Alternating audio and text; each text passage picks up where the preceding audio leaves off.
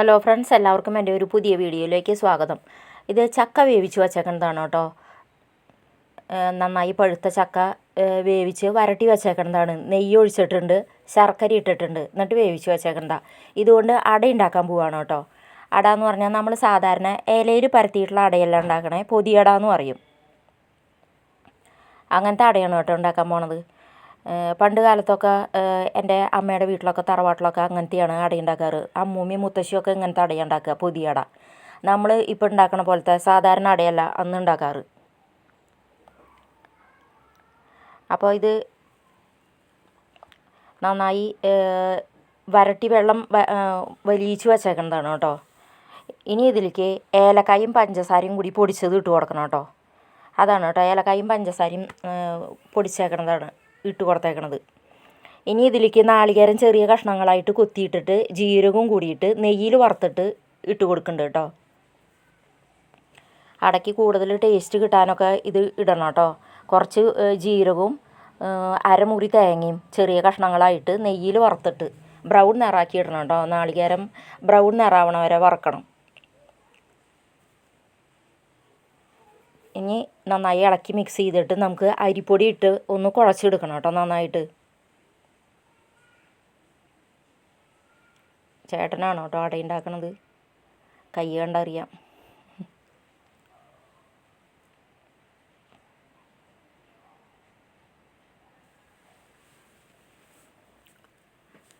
അപ്പം നന്നായി കുഴച്ച് വച്ചിട്ടുണ്ട് കേട്ടോ.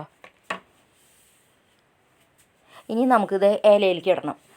ഇപ്പോൾ വാഴയിലയിലാണ് കേട്ടോ ഇടണത്. ഇപ്പം ഇത് കൂടുതൽ മറ്റേ നമ്മുടെ നാട്ടിൽ കിട്ടുന്ന ഉഴുന്നണ്ടിയുടെ ഇലയുണ്ടല്ലോ, അല്ലെങ്കിൽ ചില സ്ഥലത്തൊക്കെ വട്ടയില എന്ന് പറയും.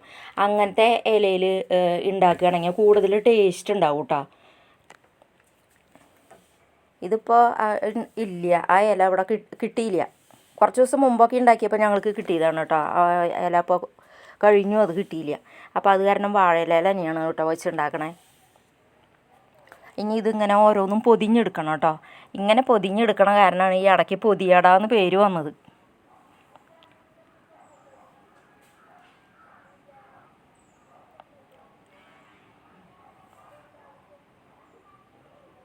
ഇങ്ങനെ പൊതിഞ്ഞെടുക്കണം. കുറേ ദിവസം മുമ്പ് ഞങ്ങൾ ഉണ്ടാക്കിയിട്ടോ. അപ്പോൾ മറ്റേ ഉഴുന്നണ്ടി ഇലയിലാണ് ഉണ്ടാക്കിയത്, വട്ടയില. ഞങ്ങൾ തൃശ്ശൂർ ഉഴുന്നണ്ടി ഇല എന്ന് പറയുക അതിന്. ചില സ്ഥലത്തൊക്കെ വട്ടയില എന്ന് പറയും. അത് കിട്ടാനിപ്പോൾ ഇല്ല. അത് കാരണം കൊണ്ട് കുറച്ചേ ഉണ്ടായിരുന്നുള്ളൂ. അത് കഴിഞ്ഞ ആഴ്ച ഞങ്ങൾ പൊട്ടിച്ചു.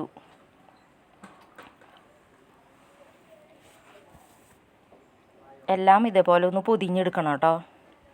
എന്നിട്ട് ഗ്യാസുമ്മലല്ല കേട്ടോ പ്രാവശ്യം വെച്ചത്, അടുപ്പുമ്മല വെച്ചത്. അടുപ്പത്ത് വെച്ച് വേവിച്ച് കഴിഞ്ഞാൽ കൂടുതൽ ടേസ്റ്റ് ഉണ്ടാവും എന്നൊക്കെയാണ് പറയണേ. അപ്പോൾ അത് കാരണം അടുപ്പത്താണ് വെച്ചത്, ഇഡലി പാത്രം. അപ്പോൾ അത് കാരണം ഇവിടെ ഇത്തിരി വെളിച്ചം കുറവുണ്ട്. വാഴയുടെ പട്ടയൊക്കെ ചെറിയ കഷ്ണങ്ങളാക്കിയിട്ട് ഇതേപോലെ കീറി വെക്കണം കേട്ടോ. അപ്പോൾ ഈ അടകൾ ഇങ്ങനെ വെക്കുമ്പോൾ ഉള്ളിലേക്കൊക്കെ നന്നായി ആവി കയറിയിട്ട് അട പെട്ടെന്ന് വേവാനൊക്കെ എളുപ്പമുണ്ട്. അതിന് വേണ്ടിയിട്ടാണ് കേട്ടോ ഇങ്ങനെ വാഴയുടെ പട്ടയൊക്കെ ചെറിയ കഷ്ണങ്ങളായിട്ട് വെക്കണത്. അപ്പോൾ എല്ലാം അതേപോലെ വെച്ച് കൊടുത്ത് ഒരു അരമണിക്കൂർ അല്ലെങ്കിൽ 3/4 മണിക്കൂർ നേരം വെക്കണം കേട്ടോ. അത് കഴിഞ്ഞിട്ട് അരമണിക്കൂർ കഴിഞ്ഞിട്ട് എടുത്തതാണ് കേട്ടോ. നന്നായി വെന്തിട്ടുണ്ട് കേട്ടോ അരമണിക്കൂർ വെച്ചപ്പോൾ.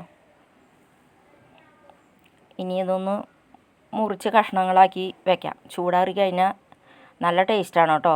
ഏലക്കായയുടെയും ഈ ടേസ്റ്റും പിന്നെ നാളികേരം ജീരകം ഇതൊക്കെ ഇടയ്ക്ക് ഇങ്ങനെ കടിക്കുമ്പോൾ നല്ല ടേസ്റ്റാണ്. അപ്പോൾ നിങ്ങളൊക്കെ ഇതുപോലെ ഉണ്ടാക്കാറുണ്ടെന്നുണ്ടെങ്കിൽ നിങ്ങളുടെ അഭിപ്രായമൊക്കെ പറഞ്ഞോളൂ കേട്ടോ. നിങ്ങൾ ഇതുപോലെ പൊതിയട ഉണ്ടാക്കാറുണ്ടോയെന്ന്. നല്ല ടേസ്റ്റാണ്. അപ്പോൾ എല്ലാവർക്കും ഇഷ്ടപ്പെട്ടു എന്നുണ്ടെങ്കിൽ ലൈക്ക് ചെയ്യാനും ഷെയർ ചെയ്യാനും സബ്സ്ക്രൈബ് ചെയ്യാനും മറക്കല്ലേ. അടുത്ത നല്ലൊരു വീഡിയോ ആയിട്ട് ഞാൻ പിന്നെ വരാം കേട്ടോ.